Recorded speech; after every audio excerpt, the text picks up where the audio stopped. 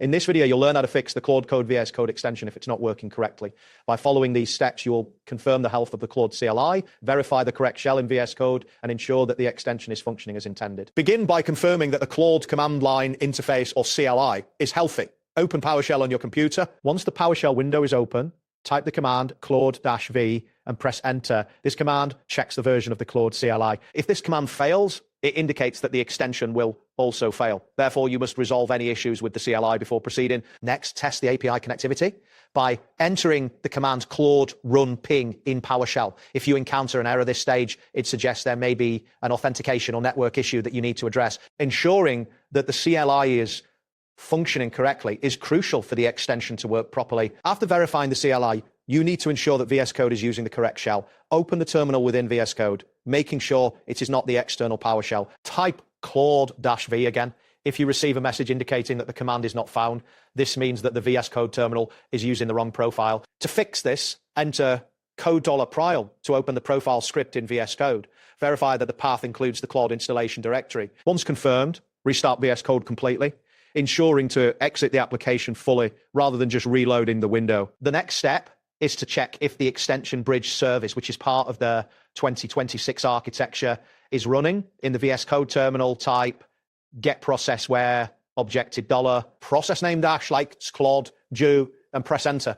If nothing appears, it indicates that the bridge did not start. You will need to workforce reset it by executing taskkill/mclaud.exe/f. After this, reopen VS Code to start the process again. To validate that the env file is visible to VS Code, return to the VS Code terminal and run the command dir-force, confirm that the env file exists in the workspace root. Following this, check the environment variable by entering $md_API_key. If this variable is empty, it means that VS Code is not inheriting the environment correctly. You can fix this by creating a den file inside the workspace root, ensuring it is not placed in a parent directory. It is also essential to clear the extension state, a common fix that many users overlook.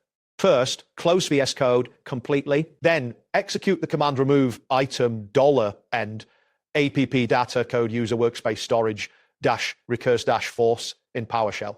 Additionally, you should remove the Claude extension cache by executing remove item $end US ASA profile. After performing these actions, reopen VS Code. Finally, verify that the endpoint is set to 2026 and not a legacy version.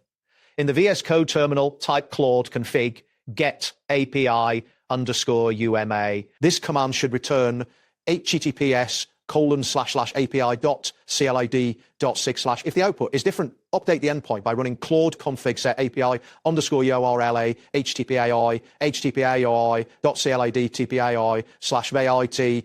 After making this change, restart VS Code to ensure the settings take effect. If the extension UI loads but requests still fail, you should test a direct API call. In the terminal, execute invoke rest method dasher https://api.calod.ai/v2026/models-headers authorization equals bearer $envm clod.ai.soga. If this call fails, it may indicate a firewall or corporate proxy issue that needs to be addressed.